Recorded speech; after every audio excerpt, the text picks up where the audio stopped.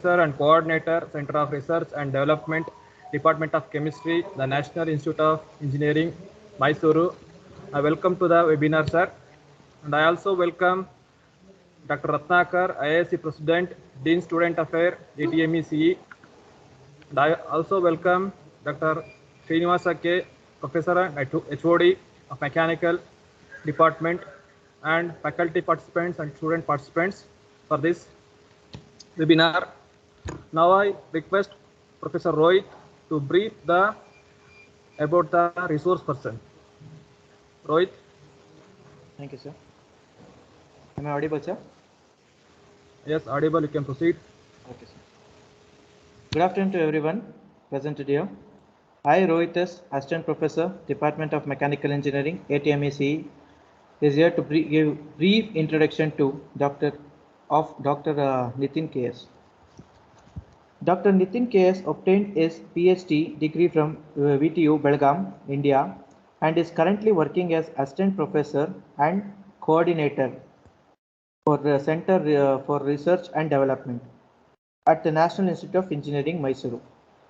He has served in the discipline of Assistant Professor of Chemistry at JSS College of Arts, Commerce and Science, Mysuru for 6 years, where he was teaching MSc students. He has cracked UGC KSET examination in Chemical Science and is a recipient of Project of the Year 2018 and Certificate of Commendation Award from Karnataka State Council for Science and Technology, Bangalore.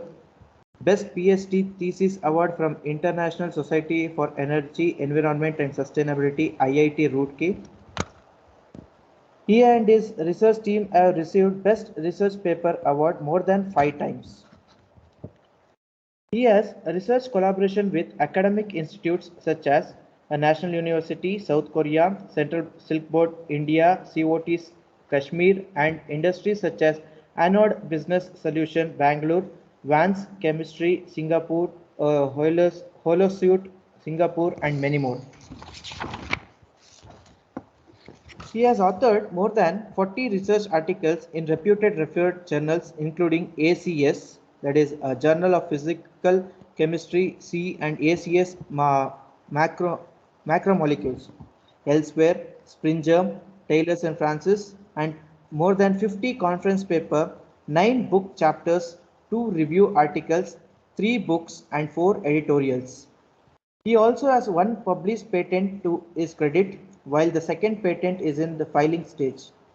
4+3 students are pursuing their PhD degree under his supervision, of which 3 have completed their comprehensive viva. Further, he has organized 1 international conference, 1 national conference, 3 workshops, and 2 faculty development programs. Besides, he also carries a rich experience of curriculum development, mentoring colleges to improve their research and innovation merits. Accreditation and ranking related features in NAC, NBA, and NIRF, delivering motivational lectures and admissions and career counseling. I welcome you for today's session, sir. Over to you, sir. Nithin, sir.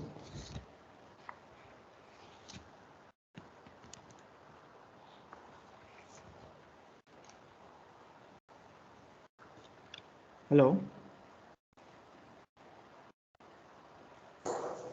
Rohit ಏನೋ technical problem ಇದೆ ಅನ್ಸುತ್ತೆ. ಯಾರು phone ಮಾಡಿ ಸರ್ಗೆ, ನಿತಿನ್ ಸರ್ಗೆ. Yes, sir. Screen ಕಾಣಿಸ್ತಾ ಇದೆ ಅವ್ರದ್ದು. ಹೌದು, screen is visible.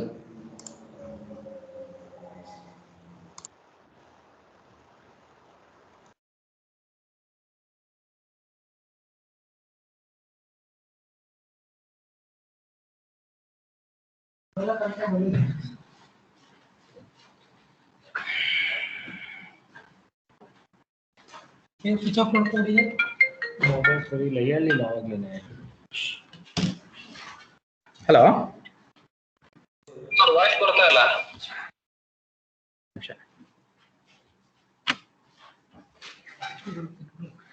It's not working. Oh, it's not working. Hello, Nithin sir. Now it is audible, sir. Audible, sir? Yes, sir. Sir, you are audible. You can go ahead. Yeah, thank you so much, sir. Thank you. Very sorry in that There was some So technical not an errors. issue. You have not Yeah. made your screen full screen, sir. It is not in full screen. One second, sir. One second.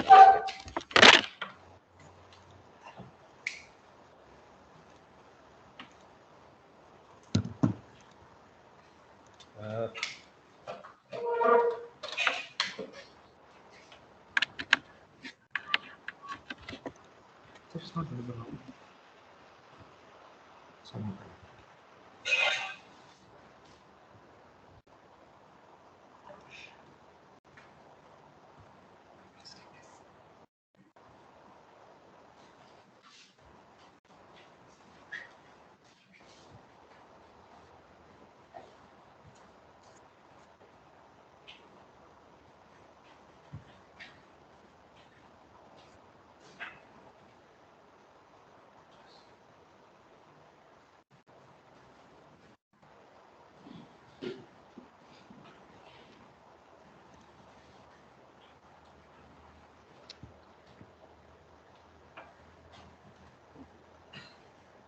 This is not opening. Share this.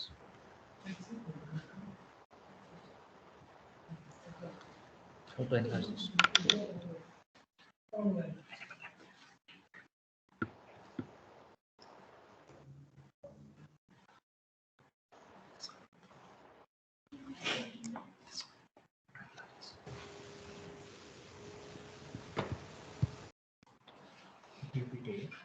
Share ಮಾಡ್ಕೊಂಡಿದ್ದೀನಾ?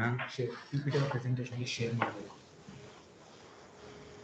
Nithin sir, any problem to share?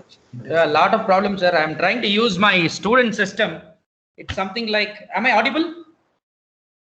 Yeah, you are audible, sir. Yeah, it's something like somebody working in India in a very small village in India, using an ambassador car, and all of a sudden going to US, and then your student is a big entrepreneur there who gives you a BMW, and you do not know how to drive it. So that's actually my situation now.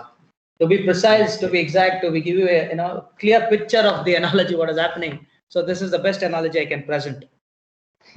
Share kar sakte ho yaar? I'm taking his help to present the screen. Very very sorry for all the inconveniences. My system is not working fine, and then I borrowed my student system, and then I do not know how to operate it. Nobody knows. You have to share it, darling. Only then. Yeah.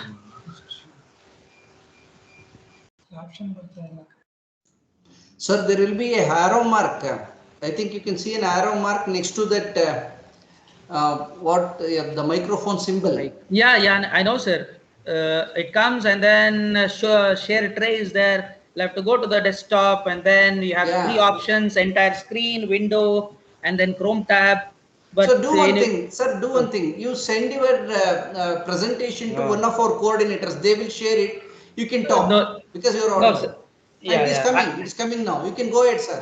Yeah, finally. Yeah. So very sorry for the all not the issue, sir. Not at all. Please. Okay. So basically, sir, let's try and understand that today's talk is about trying to understand what is the importance of intellectual property. Can you also make sure that I am visible, Javed? Can you do that favor? Can you make sure that I am visible? Where's the video? How do you put it on, please? Yeah, this is the video icon. Yeah, and I have to see myself at least. So I'll. You can share your video in your screen sharing. Either screen sharing or video. Okay, anyways, screen sharing is better. Okay, see, the whole idea is about trying to understand what is the importance of IP in academia. So before I actually start pitching on the importance of intellectual property in the academia, I want to have I want to give you a brief picture about what is innovation, what is the difference between innovation and research, and then how do you convert an innovative idea into a business venture, and what are the legal protections that we are supposed to take for this particular protection of this particular idea and things like that. Now again, I'm handicapped. I'm not able to see what exactly I'm doing. I'm not able to see whether I look good, my actions can be seen or things like that. I'm talking to a blank screen. Okay, with all these problems, we all know that whenever there is a problem, we all come out with different kind of solutions. So that has been my whole life. wherever I go, there are a lot of problems, and the best part about my life is I face a lot of problems. So whenever I face a lot of problems, whenever I come across a lot of challenges, we always think about what may be the different way in which this particular problem can be addressed, and we end up addressing those problems. So with this in the back of our mind, let's start. So whenever we talk about IP, there is a general conception that everybody thinks IP is all about patents. So whenever we use the terminology called IP, people say, oh, patent idea sir nimatra. IP and the takshana everybody says patents. See, what is very important for us to understand is some of the best products that is available in the world. Some of the best R&D companies which have established themselves as innovation giants across the universe have never ever filed any IPs. So which is very kind of interesting, as well as it is kind of confusing too. How can you claim that most of the successful companies have not filed their IPs, or the kind of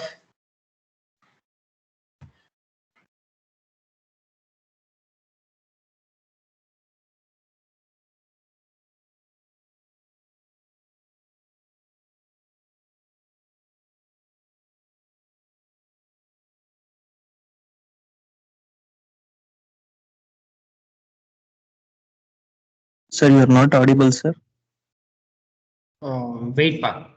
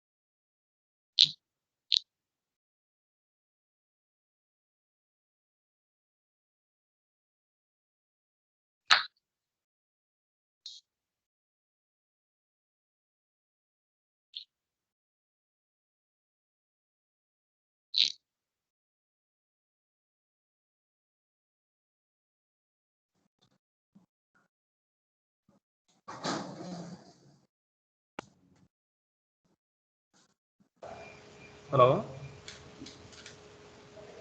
Sir, you can go ahead. Yeah, sir. Yeah, sir. Yeah, can the organizers make sure that I can present, because it says only meeting organizers, organizers can share. So Wait, is that sir. I possible, will sir? make a present. Yeah, please. Yeah, I got it, sir. It's working fine now.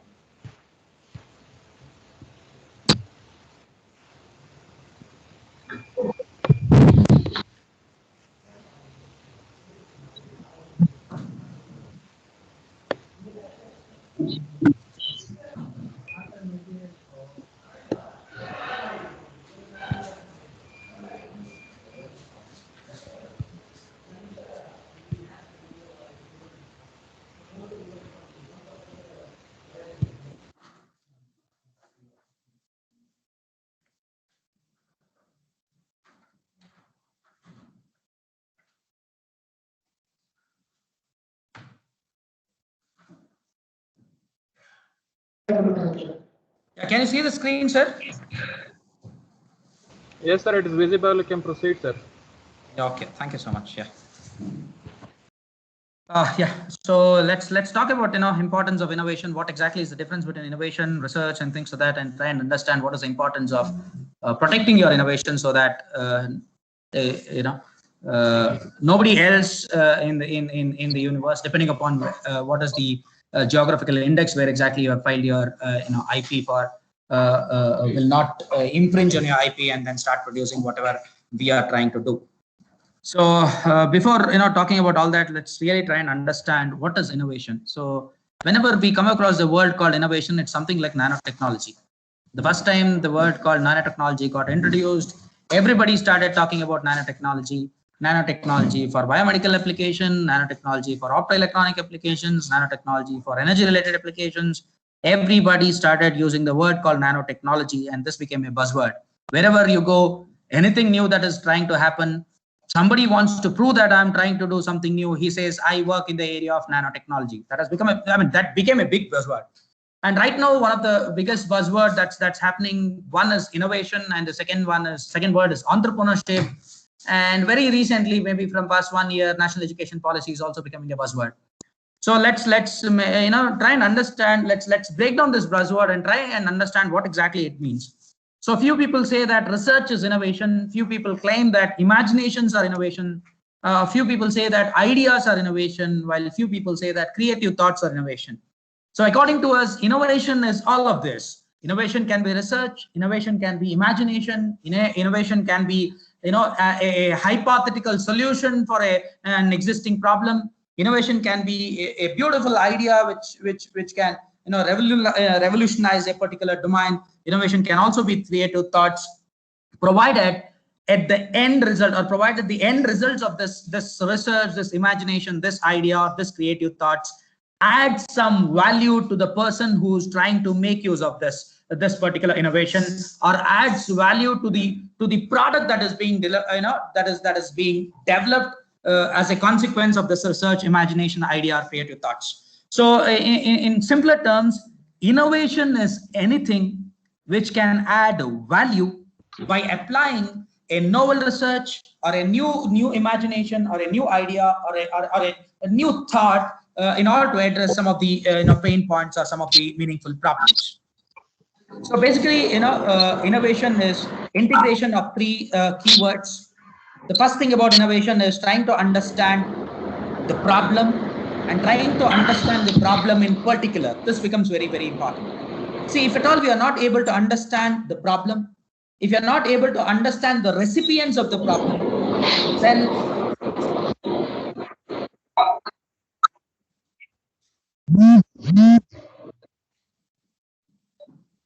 if you're not able to understand the problem, exactly, or if at all you're not able to understand the problem precisely, or if at all you're not able to understand the target audience,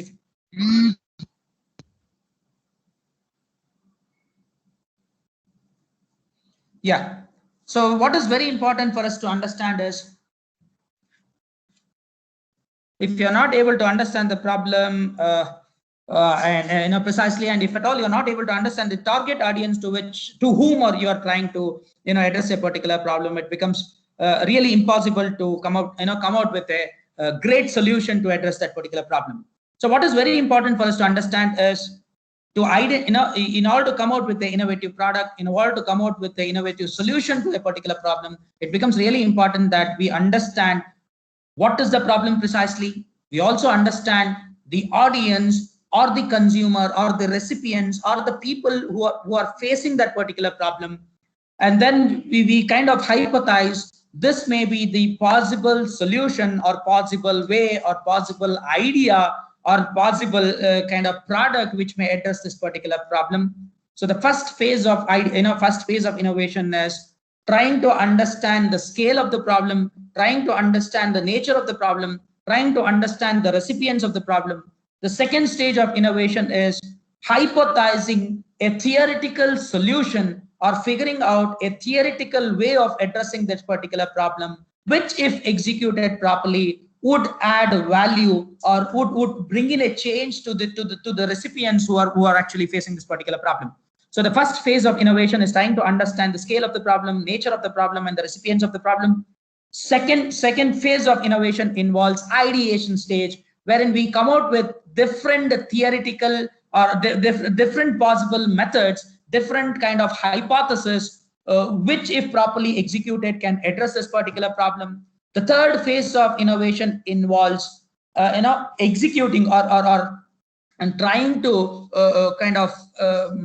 bring into practice whatever the hypothesis that we have thought about, or whatever the hypothesis or kind of idea that we have proposed. So third stage of innovation is execution. And if this identification of problem, possible hypothesis towards addressing this particular problem, and the right way of execution is able to come out with, is able to deliver some product which is able to meet the market needs, then this entire process leads to successful innovation.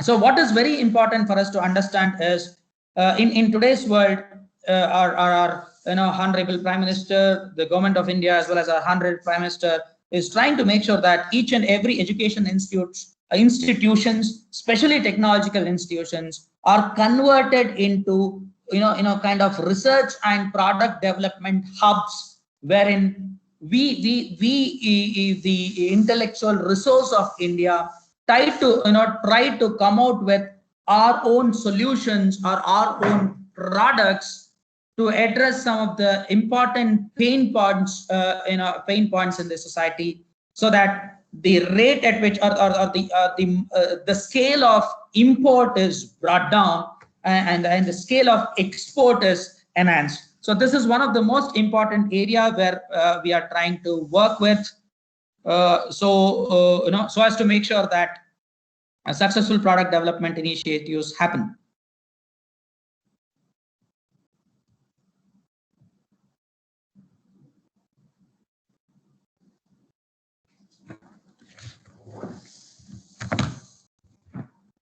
Yeah, so successful product development happens. So I face this problem. One of the most important problem that I faced in Microsoft Teams today is when, if at all I start presenting, I'm not able to see myself, and if at all I'm not able to see myself or the audience, I don't become an effective pitcher, or I don't become an effective I'm not as effective of delivering a content in the offline mode, where exactly I can see what is the kind of body language of the audience. If not, at least I'll have to look at myself in the mirror and then understand, okay, this is where I'm trying to deliver the lecture. That's the reason why I made sure that the presentation is put off. So today's topic is all about trying to understand what is the importance of intellectual property in academia. So the first information that I would want to give you is, each and every institute, higher education institute, especially technological institutes, are behind this buzzword of innovation and entrepreneurship. Not really because we kind of got some very huge amount of passion on these particular buzzwords, but simply because there is a lot of focus from Government of India in order to enable these higher education institutions, especially technological institutions, as product development centers.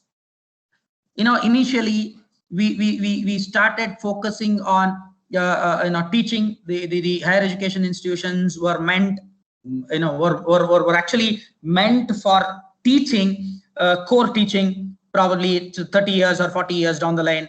And then there came a period wherein each and every information is already available in cloud, wherein the role of the teacher changed from just giving information or sharing knowledge to kind of directing people to knowledge. Because what used to happen 30 or 40 years down the line is there was no internet connectivity, or the kind of information that was available in the cloud was very much nominal. So the role of a teacher was to gather that particular information and share information, or gather information and share knowledge. In today's world, the role of teacher has entirely changed from mere gathering of knowledge and sharing of knowledge to directing right people to right knowledge. Because whatever the reference books that we are talking about, the reference lectures that we are talking about, everything is available in the cloud. But the problem is there is definitely a gap. That is, people do not know where is that we can find the right knowledge. People are not really able to understand where is that we can find this information in cloud. So role of the teacher right now is to make sure that right people are rightly directed to the right content that is available in cloud. So this is the second phase of higher education institution. The third phase was when people, especially higher education, especially Ministry of Human Resource and Development, as well as All India Council of Technical Education, as well as University Grants Commission, started ranking institution, National Institute Ranking Framework, NIRF, where they started ranking institution, where they started accrediting different courses, maybe in the form of MBA, or different institute, maybe in the form of NAC. They started accrediting institutions based on what is the kind of teaching learning activities that is happening in the institution, what is the kind of research activities that is happening in the institution, what is the kind of innovation activities that is happening in the institution, wherein 30% of weightage out of 100, 30 out of 100, or 30 points out of 100, or 30% of weightage was was kept to research, 30% of weightage was kept to teaching learning activities, and then you had the remaining 40% that is distribution between perception enhancement activity, the kind of consulting that is happening in the institution and things like that. So since 30% weightage of ranking an institution in national institution ranking framework, or since the place where we stand in across India, since the place where an education institution stands across India, in accordance with national institution ranking framework, was actually 30% of this particular ranking was based on research outcome of the institution. Each and every education institution started focusing on research, wherein they figured out what are the metrics in which what are the metrics in research that is going to shoot up this NIRF ranking. So the metrics in research on which the NIRF ranking of the institution based was number of research papers that is being published. What is the citations of each paper that has been published? What is the number of PhD students that is being produced in the institution? It also depends upon what is the number of book chapters being published and things like that. And then immediately the academic community started focusing on, since the weightage of institution, accreditation of the institution, ranking of the institution, all of the institution dependent upon 30% of which depended upon research. We started focusing on different techniques by which we can augment the research outcome of the institution. So what was the research metrics of interest? The first research metric was of interest was what is the number of publications. If you look into ranking system, you have different types of ranking system available. Outlook magazine will give you one ranking system. Week magazine will give you another ranking system. NIRF will give you a different ranking system. If you go for some other type of ranking, you have a different ranking system. In the sense, the metrics that is involved in rankings, ranking of the institution was different. Say before NIRF, we had different magazines classifying which is the best institute in Karnataka, which is the best institute in India, which is the best institute in Mysuru. We had Outlook classifying, we had Week classifying, we had some other XYZ agencies classifying. So government found out, government realized that there is a need wherein each and every institute across the country is ranked on one particular metric or based on a few metrics that is predefined, and then they came out with national institution ranking framework. And then in this national institution ranking framework, as well as the National Research Fund (NRF) that has been proposed by Government of India, whatever the amount of funding that an institution is able to, or an institution is eligible to receive, that depends upon what is your NIRF ranking. So this is one of the most important criteria that struck all the education institutions real hard. The quantity of funds you are eligible to get, that depends upon your NIRF ranking. The ability of a faculty working in your institution to get funds, that may also depends upon the overall perception of the institution, where exactly the research outcome of the institution stands, rather than just an individual faculty. All these factors stuck the management of different education institutions real hard, and they started focusing on research. All teaching institutions slightly got converted themselves into research institutions. All 100% teaching institutions who conventionally told everybody that ours is a teaching institution, we are meant for teaching, we have quality teachers, we produce quality students by imparting quality teaching, slightly started changing their thought process from mere teaching institution into teaching cum research based institutions. And there, this transformation, we could clearly see this transformation. If at all you look into, what I call it as advertisement for faculty members 10 years down the line, and in today's newspapers. So what happens is 10 years down the line, people were interested in getting teachers who are more capable of teaching and not less capable. And I'm not using the word called less capable. They were not really interested in the research passionateness or research interest of the faculty member. They wanted faculty member who can deliver the content, who can be the best teachers, who can influence the children, who can impart knowledge or impart skill sets to the students and things like that. But if at all you look into recent advertisements, people don't call for MTechs, people call for PhDs. it is not just call for PhDs. People call for PhDs from institutes of national importance. The qualification goes like this, and the desirable requirement goes like this. The qualification would be PhD, minimum qualification would be PhD, and then the desirable candidate would be one who has his PhD from institutes of national importance. And going forward, higher ranked institutions, tier 1 institutions, they started advertising wherein they ask you to they ask you to present a research impact statement or possible research focus of the candidate. In the sense, once you start joining a tier 1 institution, what is the kind of research that you are willing to do in that particular institute, and how is that this research that you carry out in the institute is going to improve the perception of the institution, not just the perception of the institution, even the commercials of the institution. So let's be very frank and understand that if at all you are applying for a faculty position in some of the tier 1, tier 2, not every institution but few institutions, on the day of the interview, it is not just about introducing yourself. You're supposed to introduce about your research and tell them that what is the quantum of fund you can promise them, at least in 5 years down the line or 10 years down the line. This is what the transition has been from colleges calling themselves as mere teaching institutions to colleges changing their thought process and telling them that we are 90% teaching institute and 10% research institute, to colleges trying to hire faculty members who are really passionate to teach, institutes trying to hire faculty members who are great teachers, to institute trying to kind of absorb candidates who have PhDs and who are capable of carrying out independent research, so that the perception of the institution in terms of ranking, the public perception of the institution based on the frequency with which your research comes to the public domain, as well as the commercial contribution of a faculty member from the institute shoots up. So there is a gradual shift, not gradual shift, there is a sudden shift basically.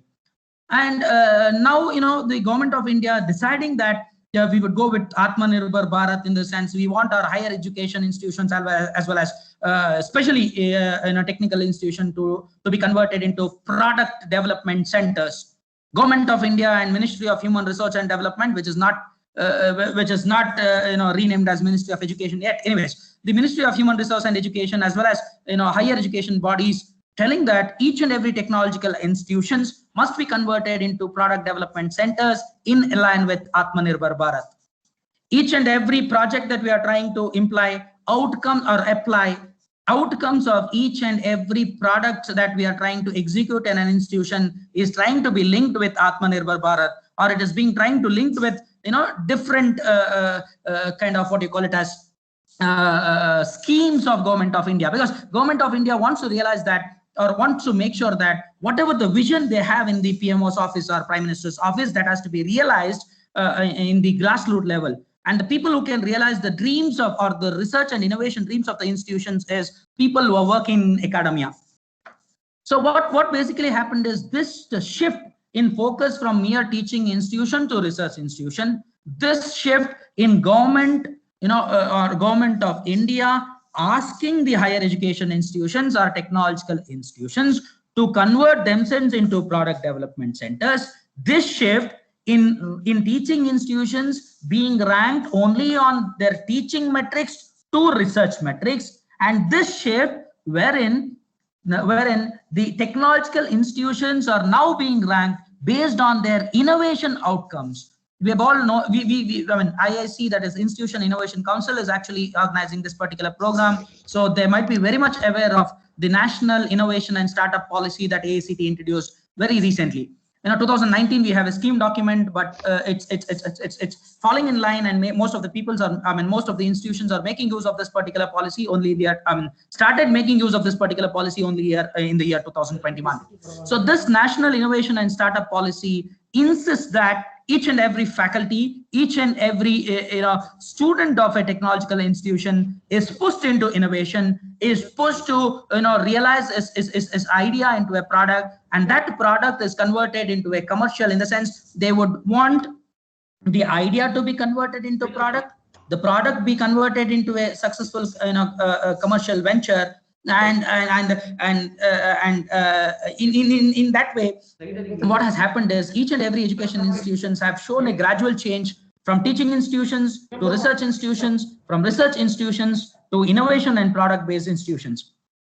See, if you look into institutions like IIT Bombay, there's an organization called CINI Mumbai. We call it as Center for Innovative Product Development in IIT Bombay. And if you look into the kind of people being done or the products being generated in CINI Mumbai, we have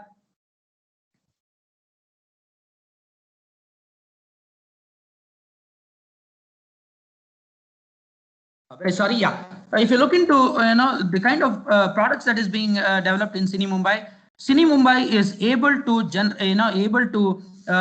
start 160 plus startups, both faculty and students involved. It is able to generate 550 plus entrepreneurs. It is able to create 4,000 plus employment, and it is able to garner a funding of INR 1,400 crores. So this is what a simple innovation and entrepreneurship focused organization in IIT Bombay is able to do. In this context, what becomes very important for us to understand is whenever we are talking about research, it is not just generation of papers.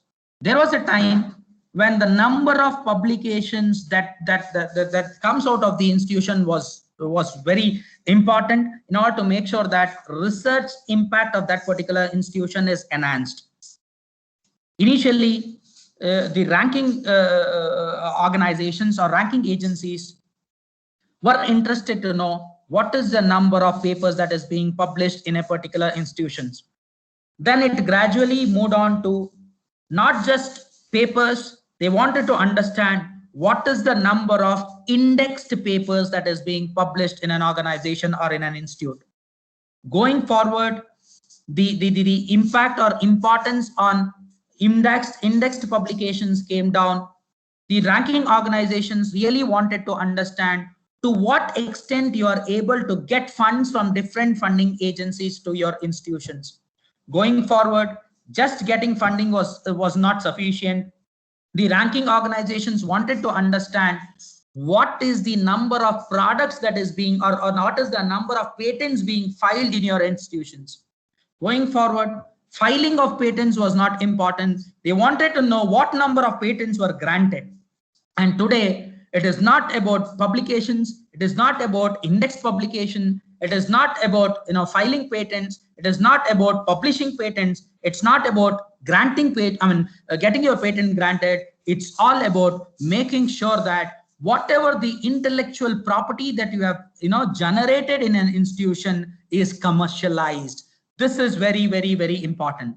So there is a gradual shift from teaching to research, research to innovation, innovation to product development, and from mere product development to products being converted into or the developed product being commercially successful, and the person who is involved in the product development converts his product into a successful business venture.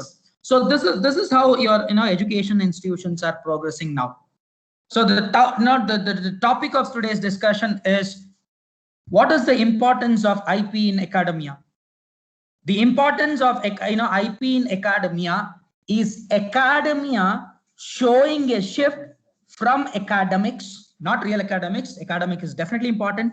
It is showing a shift from mere teaching learning institution to research centric institutions, from mere research based institution which is able to publish papers to research institution which is able to publish indexed papers, from mere education institution which is able to publish indexed papers to those institutions which is able to generate their own intellectual property, that may be in the form of copyrights, that may be in the form of design rights, that may be in the form of patents, that may be in the form of know-hows, that may be in the form of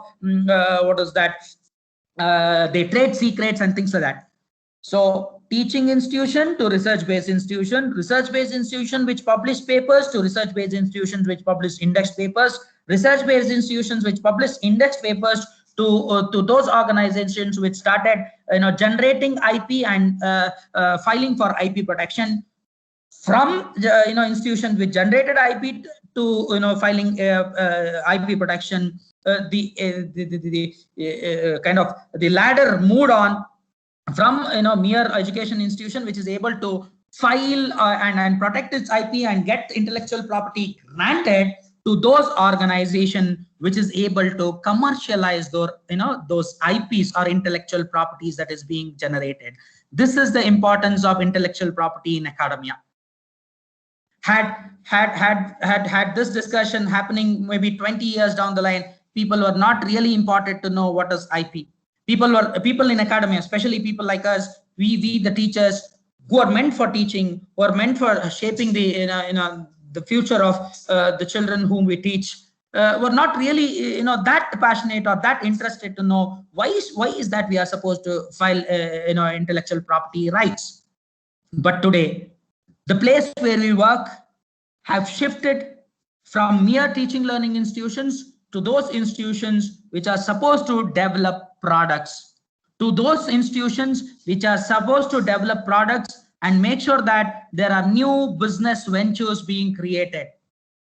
Since we belong to that community, we belong to that ecosystem where there is a definite requirement for product development, successful product development, and successful conversion of your idea or your intellectual property into business ventures.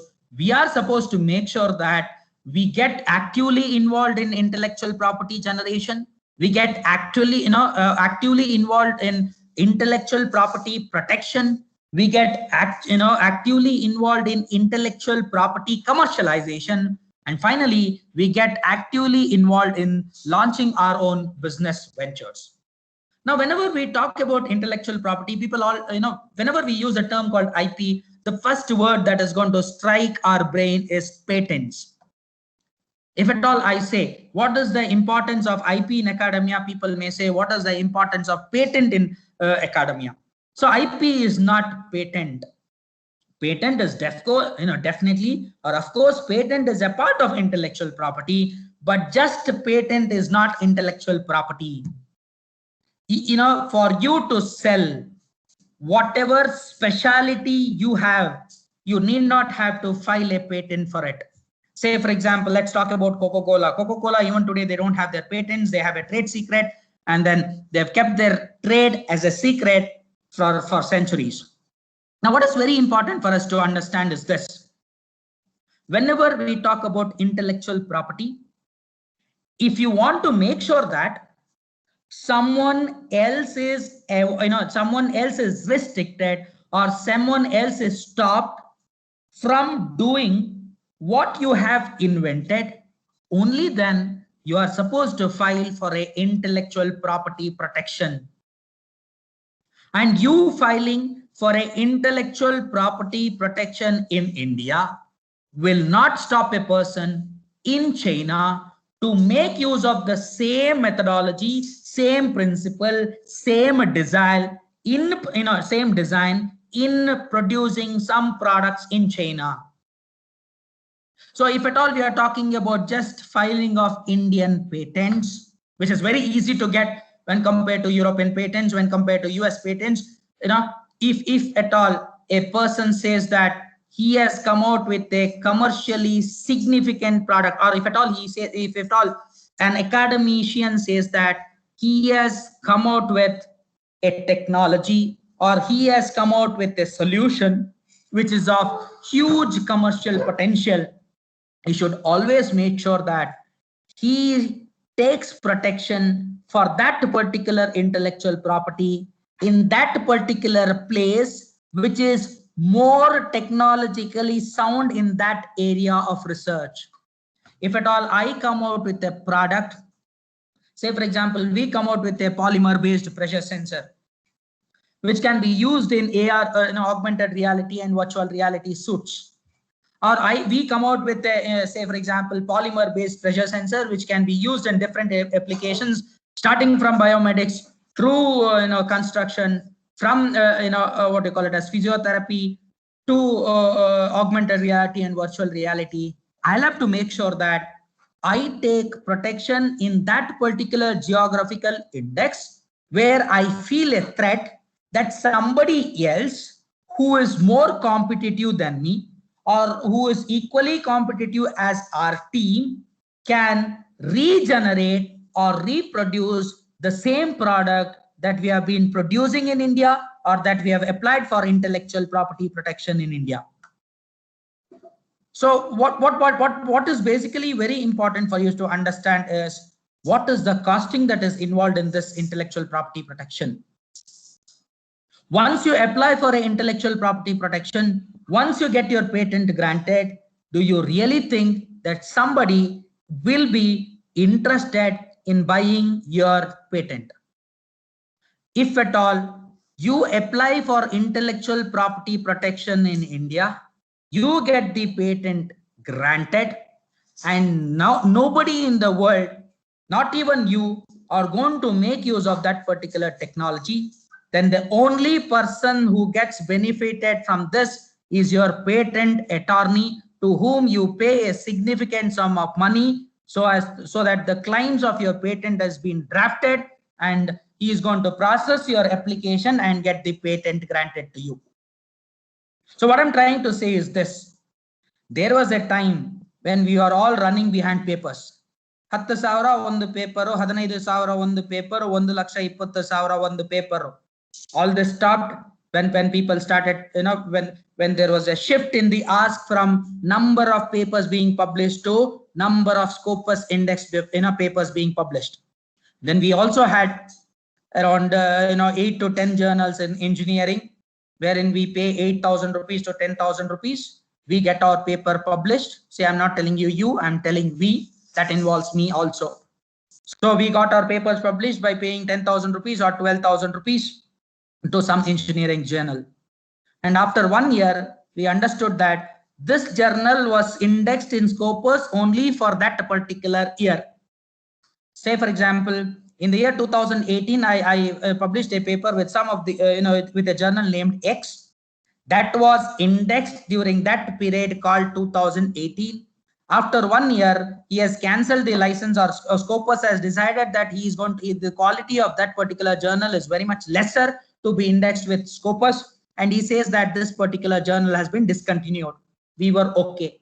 Why is that we were okay? Because we understood that any agency that is looking to find out what is the total number of publications or Scopus index publication is only bothered to know whether that particular publication is indexed in that particular year or not. But now the scenario has changed. Now the people who are asking for what is the number of publications will make sure that if at all we give a name of the Scopus index publication, he is going to check for the 5-year track record of that. It is something like our CIBIL score. He is going to check for the 5-year track record of that. And only if from past 5 years this particular paper is lying with Scopus, he says, okay, this particular publication can be considered as a publication which is Scopus, which is indexed with Scopus. Similarly, there was a time when we used to claim, I have 5 patents. Filed patents we claimed as our patents. Published patents we claimed as our patents. Granted patents or also we claimed as our patents.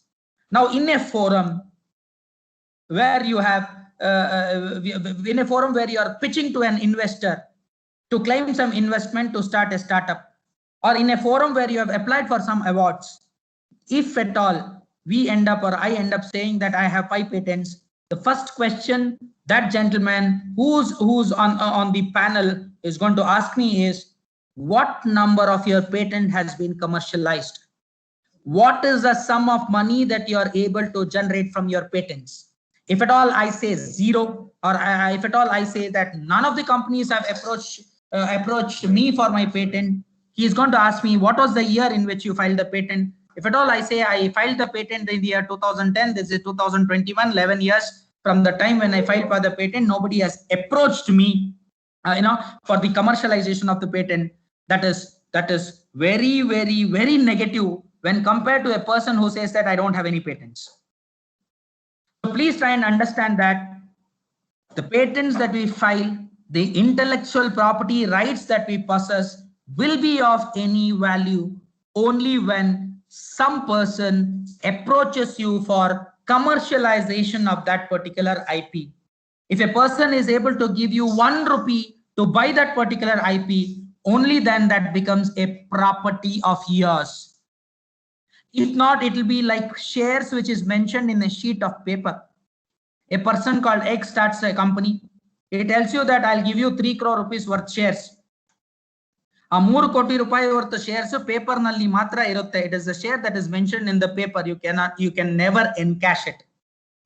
Because a person who is starting a company gives you 3 crore rupees worth of shares. Tomorrow the company goes off, or after 2 years the company shuts down because he is going to have a lock-in period of 4 years. After 4 years there is no company existing. That means to say that you just have a paper which says that you have shares worth 3 crore rupees. That's it.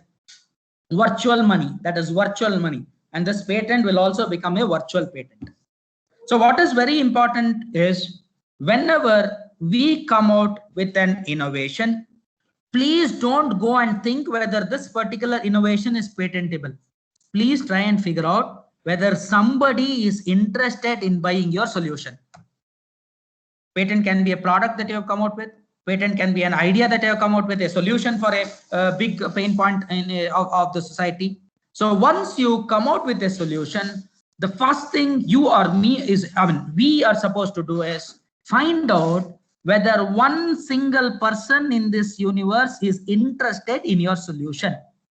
If he is interested in your solution, please try and figure out, without letting him know what is the solution, please try and figure out what is the kind of money he is willing to pay for your, what I call it as innovation or your solution.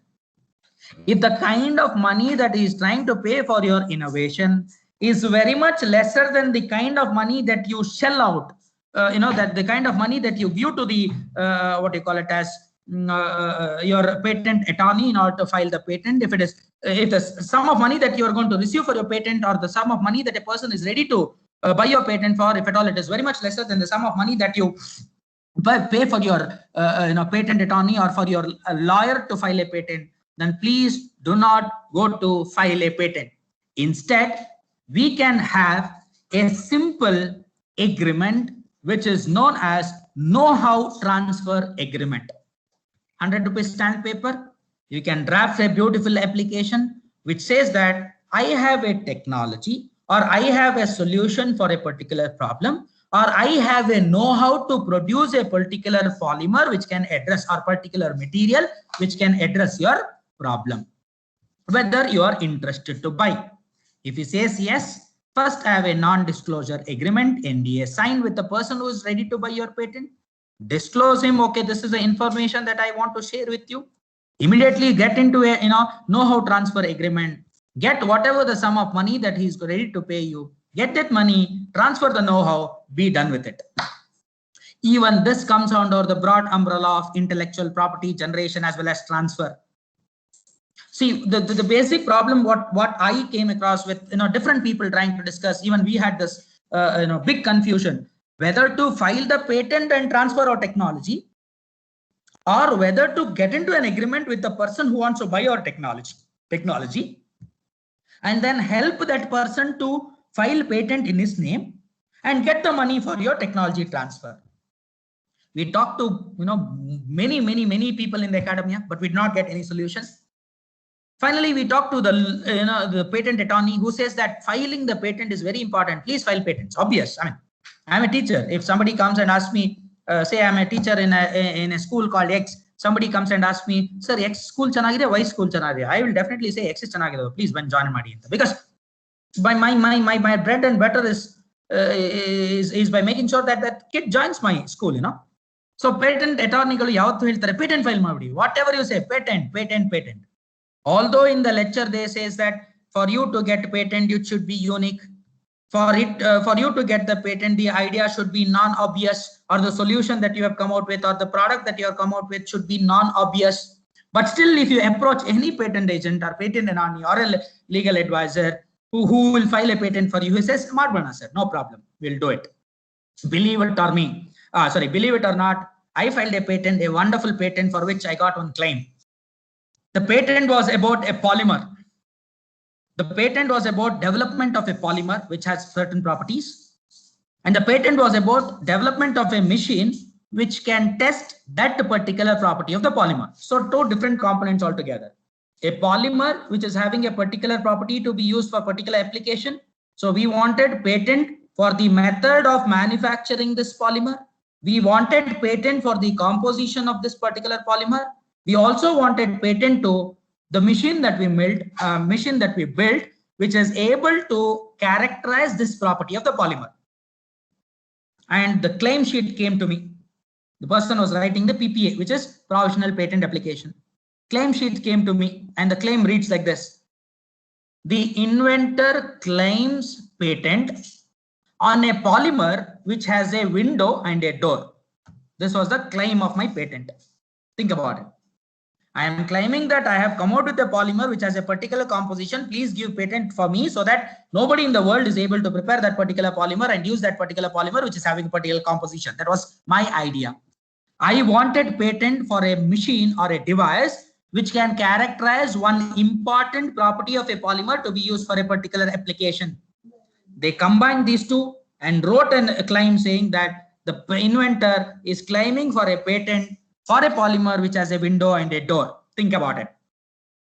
Just give it a thought. So what is very, very, very important for you to understand is filing of patent is not important. Filing of copyrights is not important unless this patent, this copyright is able to fetch you some amount of money. This becomes very, very, very important.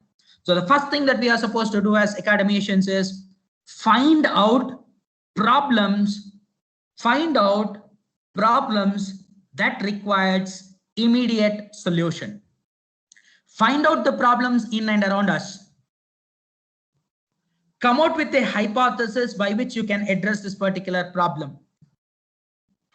Execute the solution and then figure out whatever the solution that we have come out with whatever the solution that we came out with, whether it is of any help to the recipient of those problems or to the target audience or the target consumers who are actually facing this particular problem. In the sense, please try and figure out whether your solution is adding any value to the consumers or the recipients or the end users who suffered this problem.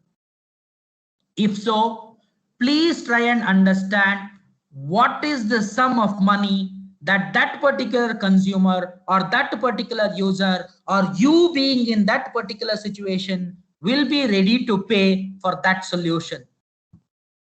Only if you understand that there is a significant number of people who want to use a solution, there is a significant amount of pain that the people are facing because of this particular problem, and there are significant number of people who are able to shell out a significant sum of money to buy your solution, then go and execute that particular solution.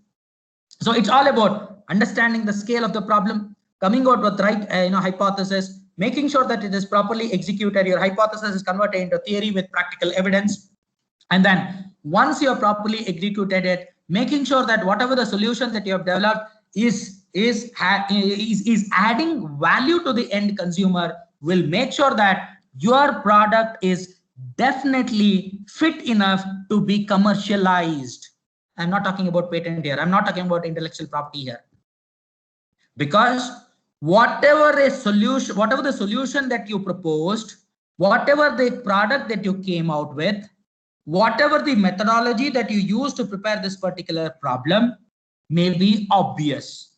If this is obvious, you may not get a patent, but still you can commercialize this. But still you can call it as IP, and then this IP can be transferred in some other name which is known as know-how transfer agreement.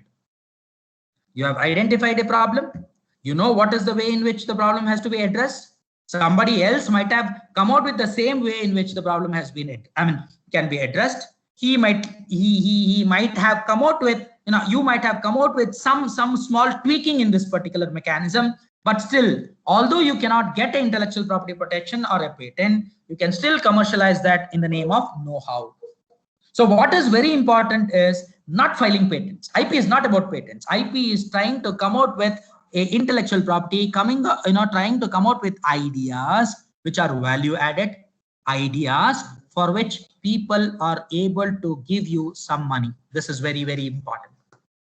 And whenever we talk, we say that e polymer ge avnige patent sikputante, a GP ge avnige patent siktante, e car ge avnige patent siktante. No, patent is not for the title of the innovation or not for the title of the invention. Patent is for the claim. Whenever I am trying to claim patent for my polymer, I can say I want to patent for a polymer of particular composition. This is one of my claim. I say I want a patent for the method that I followed in producing this polymer. There are different methods by which a polymer can be produced. I have come out with a new method by which cost of production has come down, by which time taken for production has come down, by which I am able to realize a transparent polymer, but all other techniques are able to give a opaque polymer. But my application wants a transparent polymer, so I am unique. What is unique? My methodology is unique. I repeat, same polymer for a different by a different methodology. Can you claim patent? Yes, not for the polymer, but for the method of making that particular polymer, in which every method ends up generating opaque polymer, but you end up generating a transparent polymer. Yes, you can definitely get patent for that. Is that of commercial importance? Definitely. You want your polymers to be used, you want your polymers to be mechanically flexible. You want your polymers to be transparent to be used for a particular application. When all other synthetic techniques come out with an opaque polymer, if your technique is able to generate a transparent polymer, definitely it is of commercial interest or commercial significance. So these are the factors that is very, very, very, very important. Patent is not for the name of the product. Patent is not for the name of the innovation. Patent is for the claims. Patent is for what you say is unique in what you have done. I may say that I have a polymer and X person has used that particular polymer for optical application. I want a polymer. I want a patent for using that polymer for electrical application. Will that happen? Yes, it can happen. Not for the properties of the polymer, not for the polymer, but if you convert a known polymer, or if you use a known polymer for which somebody else has already taken patent, and convert that polymer into a working product and claim patent for the product, you will definitely get the patent. But the problem is, for you to make use of that particular polymer in your product, you have to claim, or you have to get it licensed from the person who has claimed patent for the polymer. Now, whenever we talk about this IP, I'll just take 5 minutes and then I'll close. Whenever we talk about intellectual property transfer, intellectual property need not be patent. Intellectual property can be know-how. You have something special. You have some special composition of a polymer which can give you some interesting property. You have some special method of making a polymer which can give you some special properties. You have some special way of designing a product which can end up getting end up decreasing the cost, making sure that the production efficiency is enhanced and things like that. Yes, you can get patent for all this. Without applying patent also, you can transfer this know-hows. Now, what are the different methods that is available for transfer? This is important. If you have filed for an IP, if you have filed for intellectual property rights or intellectual property protection in the form of patents, you got the patent granted, you can license patent in 2 ways. You can sell patent in 2 ways. The first way of patent selling is licensing, wherein you have a technology, you give out the technology to a company called X and tell him that this technology you are able to use for so and so number of years only. This technology you are able to, I'm talking about licensing. See, this technology you are able to use for so and so years only. This technology you are able to use for so and so applications only. See, you have a restriction. Licensing is something like restricting. See, there is one more type of selling of IP, which is known as assigning. So you assign an IP. What do you mean by assigning an IP? Assigning an IP is something like selling a property. You take some money, sell the property. You can sell the property in two ways: one-time transfer or one-time transfer followed by royalty. Royalty as long as the patent exists, and one-time payment is a bigger amount. And royalty, usually the royalty is 1% to 3%. That depends upon the product. Market average royalty is 1% to 3%. That is what the percentage with which we are licensing our what is that, patent as well. And so we don't have a patent, by the way. We have a know-how. Yes. So this is there are two ways of selling it. The first way of selling it is assigning it, in the sense you are transferring the ownership. He can do whatever he wants to do with that particular technology. The second way of doing it is licensing it. Now, licensing can be non-exclusive or exclusive. Say, for example, I will give it to a tire company to be used in rubber. Say we have the know-how for producing graphene. So I license it to a rubber company. So I tell him that I am licensing to you for rubber related products. So you can use it for 5 years on any rubber related products. I will go to Asian Paints. I'll tell them that I have the know-how for producing graphene or patent for producing graphene at a low cost with high thermal conductivity and electrical conductivity with high, what you call it as, friction resistant properties. I'm ready to give it to you. It is also anti-corrosive in nature, so you can use it in your marine coatings. So I licensed it to Asian Paints for 5 years to be used only in paint related applications. I go to a polymer industry or sensor industry. I say that I have a graphene which you put it into polymer, your polymer becomes conducting in nature. Or I say that you can use this graphene in batteries. So I assign it to a battery company or sensor company and say that you are supposed to use only in sensors and only in batteries for 5 years.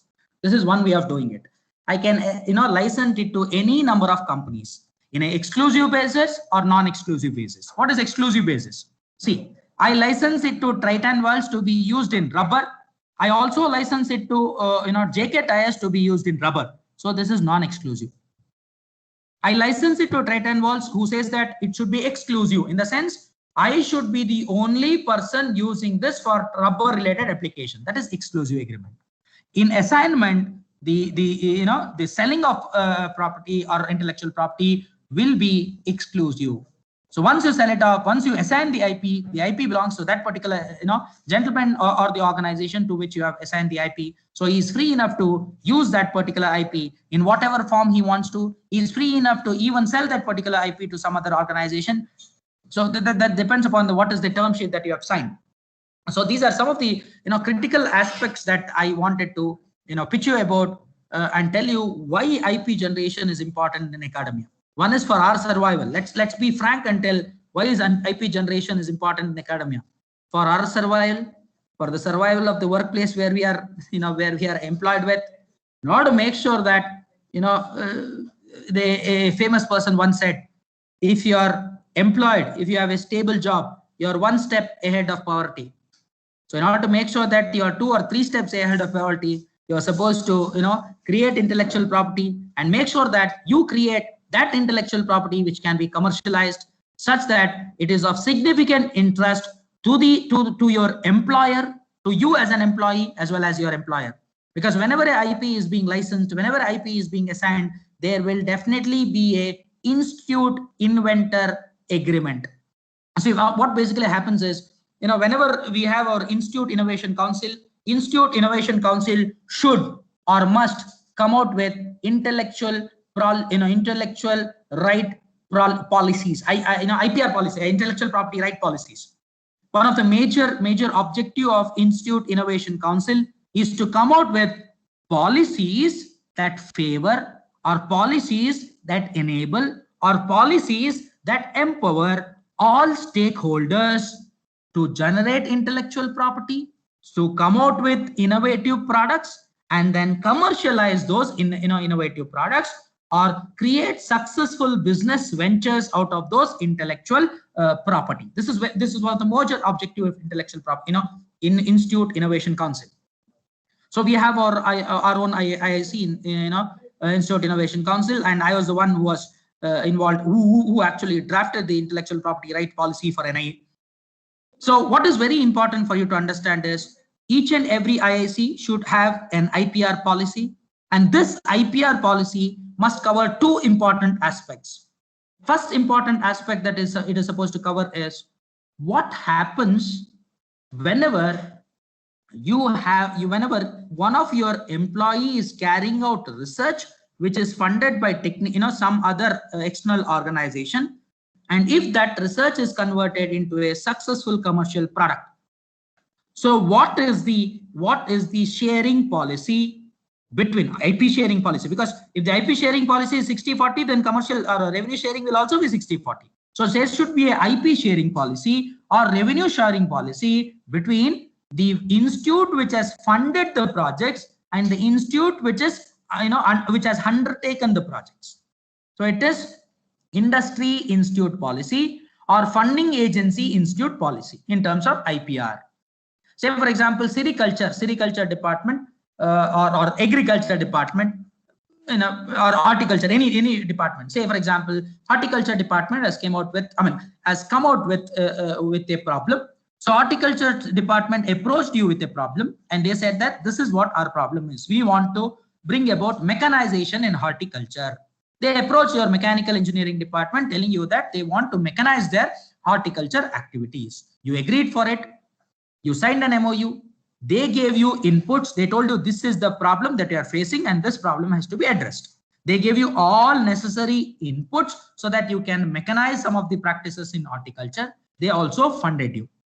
Once they fund you, once they give you all necessary knowledge or information about what are the different inputs that is required to mechanize processes in horticulture, you ended up coming out with one product which was commercially viable, which is which has addressed one of the significant pain point in horticulture. Now, if at all you want to commercialize this particular product, before commercialization, you should have already entered into an agreement, or you should have already defined a policy document which says who will hold the patent right or intellectual property right for this innovation. This becomes very, very, very important. So you should have a IPR policy which says what is the revenue sharing, what is the IPR sharing, who holds the rights for this particular IP, intellectual property that has been generated. That is institute industry policy or institute policy or funding agency and fund receiving agency policy. The second policy is institute inventor policy. One of your employee or we as employees have solved a particular problem on behalf of our institute. So if institute gets 100 rupees as royalty every day for this particular solution, what is that you will be getting out of it? There are different organizations. Some organizations pay you 90-10, where 10% goes to institution, 90% goes to the inventor, 80-20, 70-30, 60-40, depending upon what is the quantum of fund. If at all the quantum of royalty that you generate by assigning IP is more than 1 crore, then 30% goes to institute, 70% will remain with inventor. If it is less than 1 crore, more than 50 lakhs, then 80% will go to inventor, 20% will go to institute. If it is less than 50 lakhs, above 20 lakh, 90% to inventor, 10% to institute, and things like that. So these two these two policies becomes very, very, very important. If you do not have a IPR policy, and if you end up or any employee in the organization ends up generating some intellectual property in academia, then it becomes really tough. Who should be the owner of that particular patent? Please try and understand this. Please try and understand that once you file a patent on behalf of the institute, the person who has done the innovation and filed the patent will have only scientific rights over the innovation or the product or the invention. It should be and it will be the institute where you are employed on whose name your intellectual property is going to be registered. This is very, very, very important. So whenever we file a patent from NIE, the owner of the patent, the person who has commercial rights over the patent should and will be National Institute of Engineering, Mysuru. Although I as an innovator or my team as an inventor or innovator can have scientific rights over that innovation, but commercial rights will be held by the entity on whose name patent has been filed. If you look into your own patents from ATME, patents from JC, or patent from NIE, you'll find that patent will be in the name of JC, patent will be in the name of NIE. Although the person who has done the who has contributed to the intellectual property, his name will be reflected as inventor. So these are the factors that are very, very, very critical. In a sense, you have come out with the innovation, you have invented, I mean, you have filed the patent on the name of your company, and you are trying to sell the product that will never work out. It should be your company which is negotiating, or your employer or your institute which negotiates, because they have the commercial right over this particular innovation or the invention. So these are some of the critical aspects about intellectual property. And why is that we are running behind intellectual property? There were days when people talked about how do you do research, how do you publish papers. All the seminars, what is that, the webinars, the conferences were about how do you publish paper, how do you publish Scopus indexed papers. Then came an era where we spoke about how do you get projects, how do you write research projects which can be funded, or how do you write quality research projects. And then came an era, how do you file patents, or how do you protect the intellectual property. Now this is the period when everybody talks about what is the kind of intellectual property that you are supposed to generate, what is the kind of product that you are supposed to produce, and what is the kind of innovation ecosystem that you are supposed to create altogether. With this, I submit. So if you have any questions, the floor is open for discussion, please. Sir, it was a wonderful presentation. In fact, it was an eye opener for us. Okay, so I'm Dr. Ratnakar talking. Thank you, sir. Thank you. It was really wonderful, but there were little technical glitches. But yes, in spite of that, it was a wonderful session. We would like to have this session once again for the benefit of students, because there were two issues happening. Some internals were happening today. And we were because of the internals, a lot of students could not able to join, and even faculties are also there in invigilation. We did not notice the two aspects there. Because of that, the participants were less, but this was a wonderful session which I really enjoyed it. So you have grasped a lot of knowledge on that, sir. We would like to listen to you once again. I will arrange for the similar kind of lecture. Thank you very much for that. Thank you so much, sir. Over to the organizers. Thank you so much, sir. Thank you so much, sir. Any question from participants? If anybody have any queries, want to get more information regarding the IP or patents, it is open for everyone. Yeah, one small piece of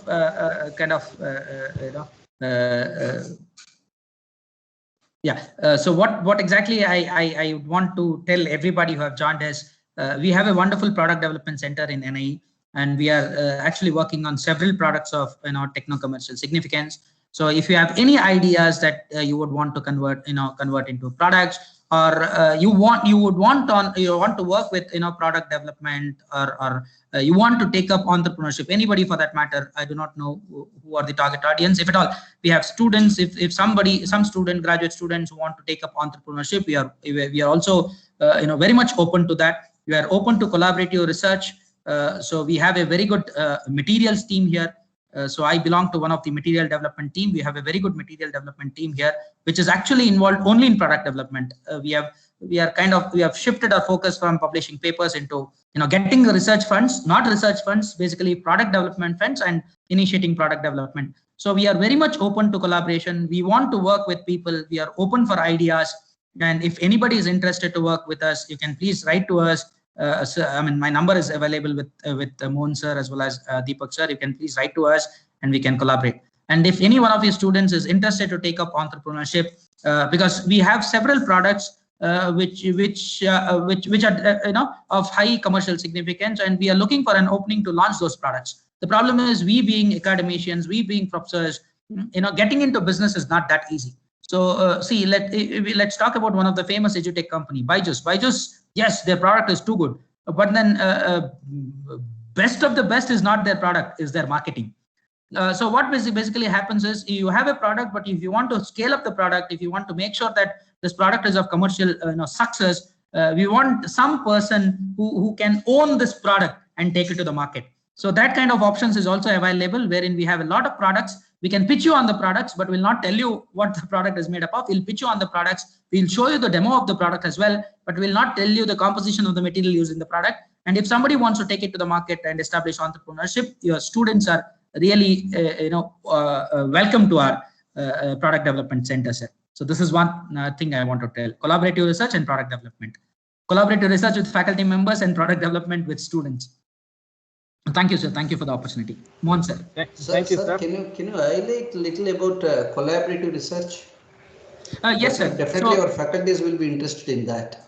Wonderful, sir. Wonderful, sir. Basically, what happens, sir, I belong to a material development team wherein we are good in material development.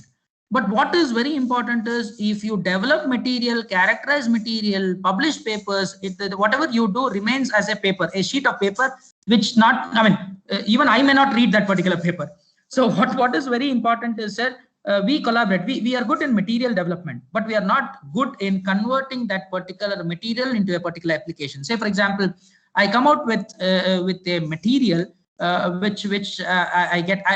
working on biomedical waste management. So I get a biomedical waste, I process the biomedical waste, convert it into a form of the BIC. I definitely need the assistance of civil engineering department in order to realize that particular product which we have made, or that particular material which we have made in our laboratory, to be converted into a product.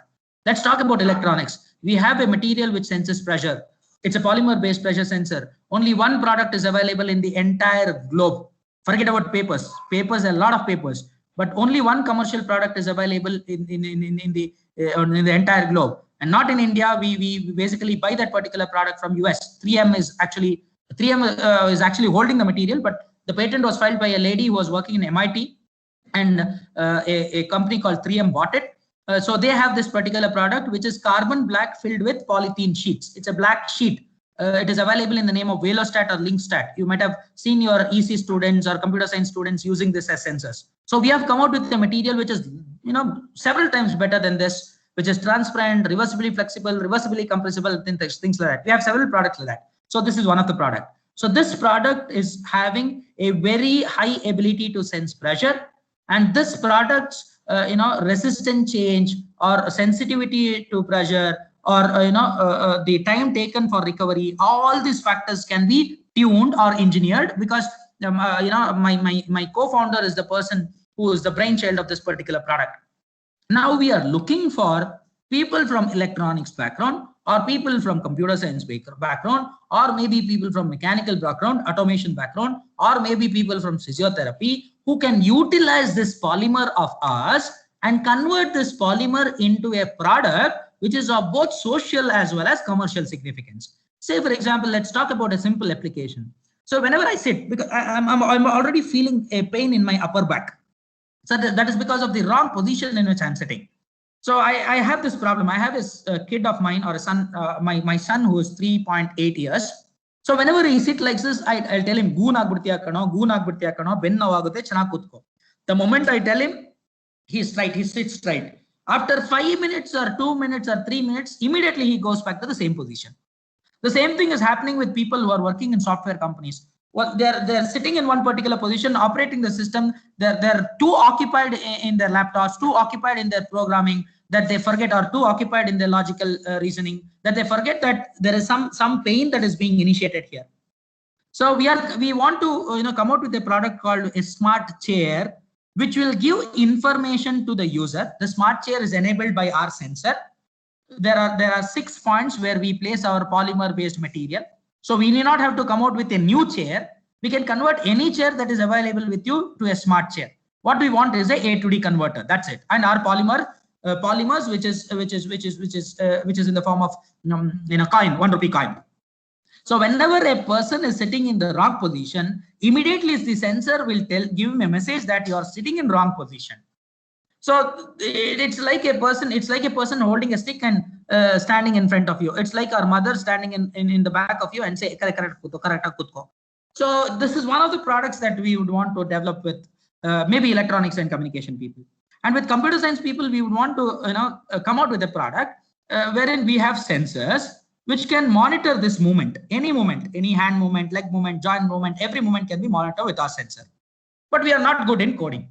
So we want somebody to help us realize what is the movement that is happening in the joints by taking the analog output from our sensor. Analog, it will be converting into digital output from our sensor. But I want that movement to be virtually reflected. Something like AR VR activity, wherein I perform something sitting here, and that can be replicated by a robot which is sitting in a remote place and doing the same movement that I am trying to make here. So this is some, I mean, it is just a simple idea. So basically what I'm trying to say is we are good in material development. We will tell you this is the material we have. We will tell you the properties of the material, and we would want your help in converting that material into a product. That's it, sir. Thank you, sir. Yes, sir. Yes, sir. I think, sir, you give a more insight about the detailing about the IP patent, and we discuss lot of things. I think we definitely collaborating with you in future, so we can work together. So, but for the betterment of society as well as the technology. So, with this, I will. Sure, sir.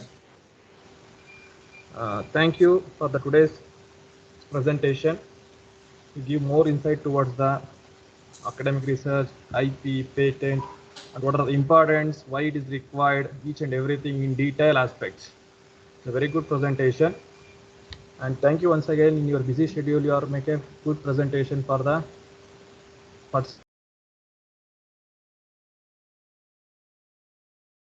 Also, thanks to our IIC team, coordinators, and IIC president and convener, and all the participants, faculty participants, student participants who are participated for the today's webinar. Thank you so much, Mohan sir. I am extremely grateful to Mohan sir, Deepak sir, and Ratnakar sir, everybody, all the organizing committee members, as well as the team, ATME, the students, faculty members, everybody, for giving me this opportunity. I'm extremely sorry for all the technical glitches. I'll make sure that this kind of technical glitches doesn't happen, because had I been using my system, that's a different story altogether. No issues. What matters is finally what we got out of your lecture is what matters. Finally, the output was wonderful. We don't remember the technical glitches at all. It was a fantastic presentation from your end. There is a lot more for us to learn. We'll get associated with you.